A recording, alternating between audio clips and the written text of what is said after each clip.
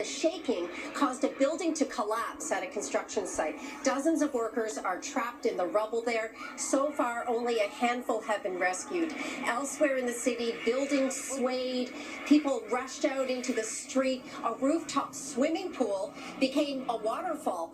And there have been several strong aftershocks, too. Thailand's prime minister has declared a state of emergency there. While in Myanmar, social media posts show a bridge across the Irrawaddy River completely collapsed, and there are reports that mass casualty centers are being set up at hospitals. The full extent of the quake's impact in Myanmar, though, still isn't entirely clear. The country's still grappling with an ongoing civil war, but news websites are reporting extensive damage to roads, highways, bridges, airports. Little is being said so far about the human toll, but the government is calling on people to donate blood. Savannah? All right, Janice, thank you. Meanwhile, back here, firefighters in the Carolinas have been working around the clock, trying to get the upper hand on those raging wildfires.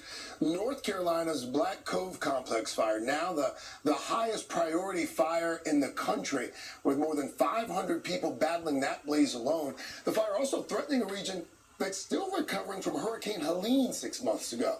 The trees knocked over by that storm, literally helping fuel the flames there. Al is back now. He's tracking the fire danger, storm threat, warm weekend, lots happening. A lot going on right now. That Black Cove fire is only 17% contained. The Table Rock fire, which is almost 9,000 acres, 0% containment. Persimmon Ridge fire as well. It's very dry. It's humid. So we're going to be looking at this low humidity, wind gusts, 20 to 30 miles per hour. That's a big problem. Also, it's very warm, and that's drying things out. Kansas City today near 80 degrees. Memphis, you'll be 81. Same in Atlanta.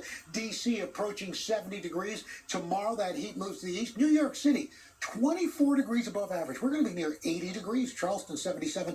Dallas, 84. Then those temperatures take a bit of a dip by Tuesday. Philadelphia, after being in the 70s, you're in the upper 50s. Buffalo, low 60s Sunday. By Tuesday, it's 39. And in Nashville, 78 on Sunday, 67 by Tuesday. Guys? All right, Al, thank you. Protesters gathered outside Boston for a second straight day in support of the Tufts University student who was detained by ICE agents earlier this week. Rumesa Öztürk is a Turkish citizen here on a student visa. She was detained Tuesday by 6 federal agents. Her visa was terminated after the Department of Homeland Security said she engaged in activities in support of Hamas.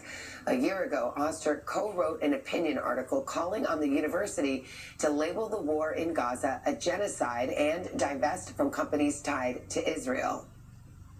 We gave you a visa to come and study and get a degree, not to become a social activist that tears up our university campuses. Immigration law does give Secretary of State Rubio power to deport visa holders who would have potentially serious adverse foreign policy consequences to the U.S.